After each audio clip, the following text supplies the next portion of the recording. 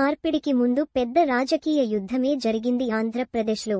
ఆనాటి రణరంగానికి యువగళం అని పేరు పెట్టి ఉండొచ్చు కొందరు.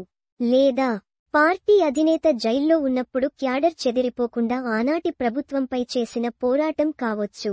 అదే ఇప్పుడు పవర్ ట్రాన్స్ఫర్ కి ఓ కారణం కాబోతోంది అని పార్టీలో జరుగుతున్న చర్చ.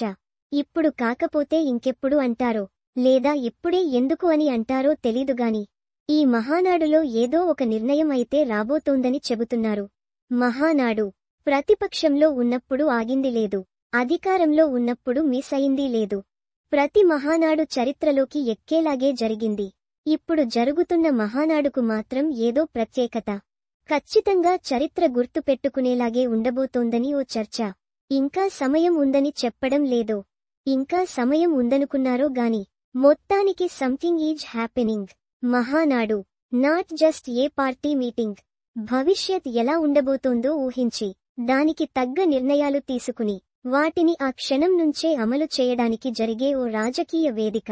4 మాటలు, నలుగురి ప్రసంగాలు ఉంటాయని ఏ కార్యకర్త అనుకోడు. భవిష్యత్ కార్యాచరణ కోసం ఓ నిర్దిష్ట ప్రణాళికను తీసుకొస్తారనే ఖచ్చితమైన నమ్మకంతోనే సగటు కార్యకర్త బయల్దేరుతాడు మహానాడుకు.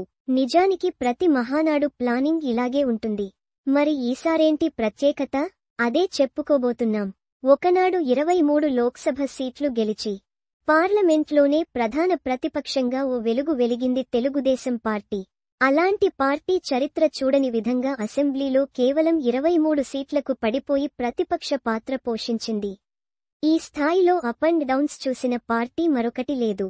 ఆ క్షణం కార్యకర్తల మెదళ్లలో జరిగిన అంతర్మథనం ఒక్కటే, ఇక పార్టీ ఉంటుందా అనే.